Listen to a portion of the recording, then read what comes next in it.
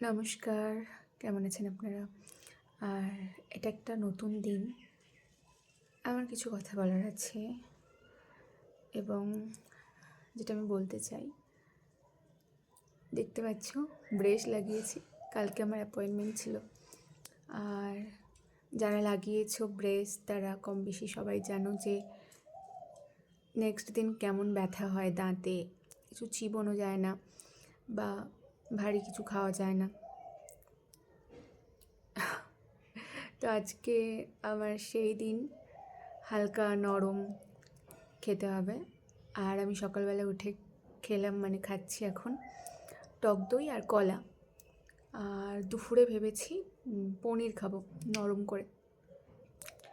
তোমরা আমাকে জানাও যে তোমরা যারা ব্রেস লাগিয়েছো বা যাদের জার্নি এখন চলছে তারা কী কী খাচ্ছ বা কী কী খেতে ওই পরের 1-2 দিন নরম খাবারের মধ্যে। আর আমি আরও যেগুলো খাই, যেগুলো খাই সেগুলো শেয়ার করি। ডিম হাফ বয়েল করে সেটাকে ম্যাশ করে ওটা খাই। ওটা আমি যখন দাঁত তুলেছিলাম, আমার এপারে দুটো 4টে দাঁত তুলতে হয়েছিল। তো যখন দাঁতটা তুলেছে তখন আমার আমার এই জার্নিতে আমার খুব বেশি কষ্ট নেই, মানে একদমই কষ্ট হয়নি বলবো। এটা আমার 4 নম্বর। তো প্রথম যে 3 নম্বর একদমই ব্যথা হয়নি, আজকে হালকা ব্যথা হয়েছে আর সেটা আমি টলারেট করতে পারবো। কিন্তু তবুও একটু নরম খাবার খেলে ধীরে ধীরে 1-2 দিনের মধ্যে ঠিক হয়ে যায়। আর মেডিসিন নিয়েছি, মেডিসিন আমার খুব একটা কাজ করে না, কেন জানি না, আমার করে না। আর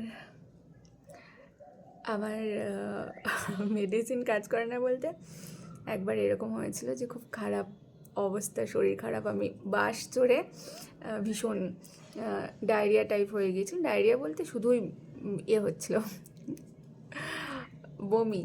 তো আমাকে হাতে স্লাইন দিতে হয়েছিল, ওষুধে কাজ করছিল না, বন্ধ হচ্ছিল না। তো ওই ওষুধে আমার কাজ করে না, দিলে একেবারে স্লাইন দিতে হয়। আর আমি তখন আইসিইউতে ভর্তি ছিলাম, মানে ওই আর কি, আমি যেহেতু মেডিকেল স্টুডেন্ট তো আমি হসপিটালেই থাকি। আইসিইউটা ফাঁকা ছিল, ওখানে গিয়ে কিছুক্ষণ রেস্ট নিয়েছিলাম ওষুধ খেয়ে বলতে চ্যানেলের মাধ্যমে খেয়েছিলাম। তো সে যাই হোক, সেটা আলাদা গল্প। তো তোমরা জানিও তোমাদের জার্নি কেমন যাচ্ছে আর তোমরা কী কী খাচ্ছ, কীভাবে মেনটেন করছো।